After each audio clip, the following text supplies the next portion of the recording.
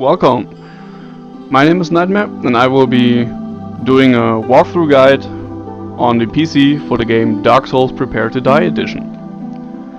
Now, I will be presenting this as if you never played this game or have no idea about the Souls series, which I don't as well. But I finished this game quite a few, well actually not that long ago, only a month ago, after getting real frustrated with it. Now, I will go through each of the classes and the gifts and the character creation just to give you a better overlook about it. Let's name him Cleric, making a male character. Now, classes. You can see the list and the little tooltips underneath it. For example, this is the warrior, fearless warrior, weapon expert, high strength and dexterity. This is a pretty good all-round class. It's a little bit weak if you want to pick up some spells later on. But if you just want to play the normal warrior with heavy armor, a two-handed weapon or sword and shield combination, this is a good class and a good class to start for the first time. Also a good class starting the first time is the Knight, which is similar to the warrior but has really heavy armor at the start. But also to note, through this heavy armor he is slower and can't evade enemy attacks that easily as other classes can. Now, my very first character was a knight, but I wasn't very happy with it later on, because you realize that speed is very important in this game.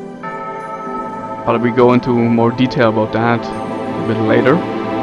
Now the Wanderer is, well, it's a light armored character focused on dexterity, so using like weapons like spears or curved swords like he's using right now is easier for this guy at the start.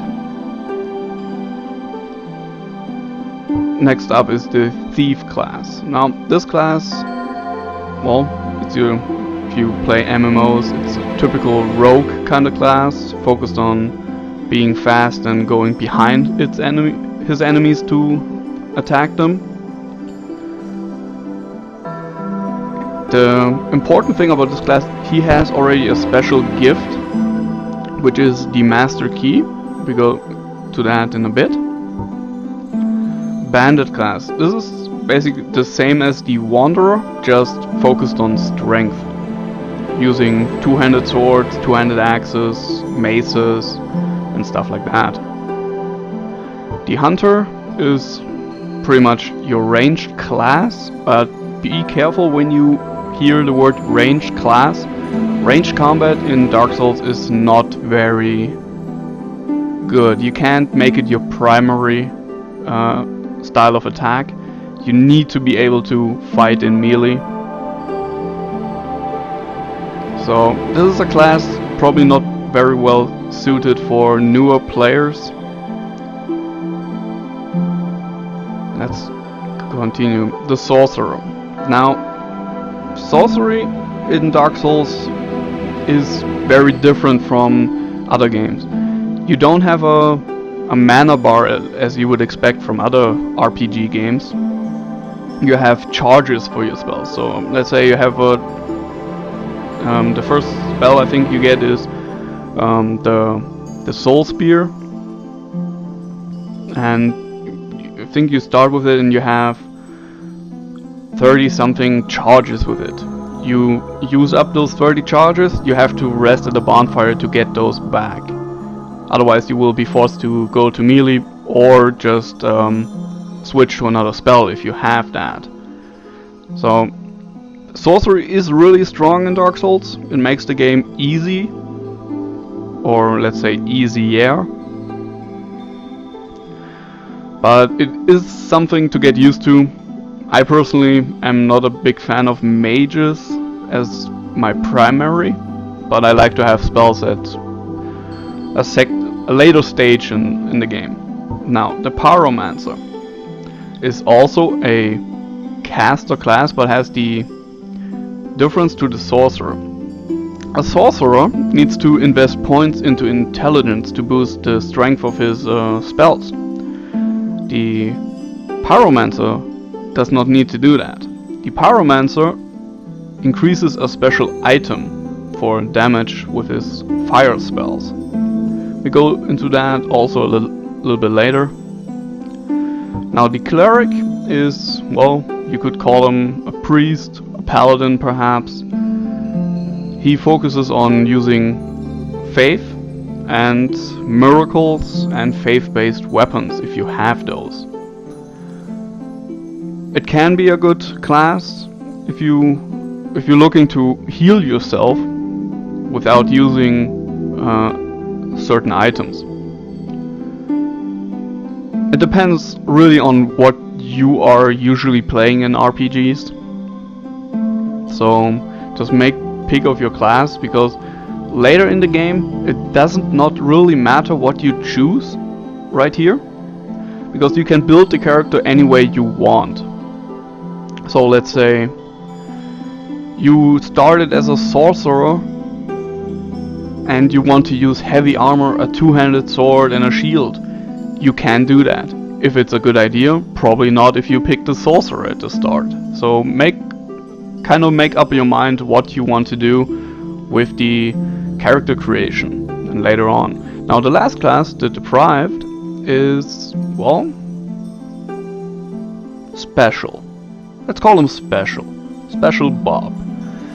Now he has the highest level he starts with and all stats at 11. Basically this is the cleanest character to start with, and then develop him during the game, but also the toughest to play at the start, since you have to find equipment, armor, and so on. So what I'm going to choose for this is the Thief. Why? Well, it's fast at the start and you can build him very well into other classes. I have a special build in mind which we will be seeing later. Now for the gift, as I said, the Thief has the Master Key, no matter what. So you don't have to pick it as a gift. You don't need two of them. Don't do it.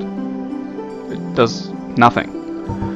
Now binoculars, there's no reason to take this at all. You will be getting some really early in the game, but even then you hardly will ever use them. There's one part of the game where you can use them. I might be showing that later in a later video, but it's more of a fun thing. Twin Humanities is, well, humanity in this game is something you can use to reverse your hollowing. What is hollowing? Well, it's hard to explain at this point. I will explain this once we get into the game. Black firebombs. You can throw these at an enemy and deal fire damage. Can be helpful at the first level if you have trouble, but it's not really needed. Goddess's Blessing is a item you can use to restore your life points, but it will be gone after one use, so it's not really helpful. Dependent does nothing. There are some speculations that it is some special item, but after doing some research on it, I couldn't find anything that made me want to take it. Tiny Being's Ring can be somewhat useful at the start. The thing is, it says special tribal ring. HP recovers slowly while equipped. That's a lie. It does not do that what it says it does. What it does, it gives you a percentual increase to your HP. So basically you get a little bit more HP without investing points into vitality.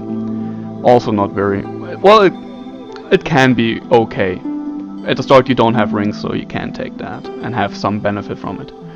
The Old Witch's Ring is an item which allows you later on in the game to talk to a certain NPC. That doesn't give you much either. So it's really not that important. It's just important you don't take binoculars, you don't take the Master Key if you are a thief. If you are another class, I would recommend take the Master Key. As I am a thief right now, I will be taking the Old Witch's Ring, just to show later on how to talk to that NPC. Now, Physique doesn't do anything. Some say like being very large, for example, would make your hitbox bigger. I can't confirm that, but I wouldn't play a character like this anyways. I'm usually going with average, being average Joe. For the face, well, they all look kinda strange. Yeah, strange is a good word. So I'm usually just going commoner, hair, something, and yeah, like that. Because you will be wearing a helmet most of the time, so you won't be seeing his face much. So that's the character creation for you. If you like what you've seen, please follow my channel, subscribe, and I will be continuing this with the first level of Dark Souls Prepare to Die edition on PC.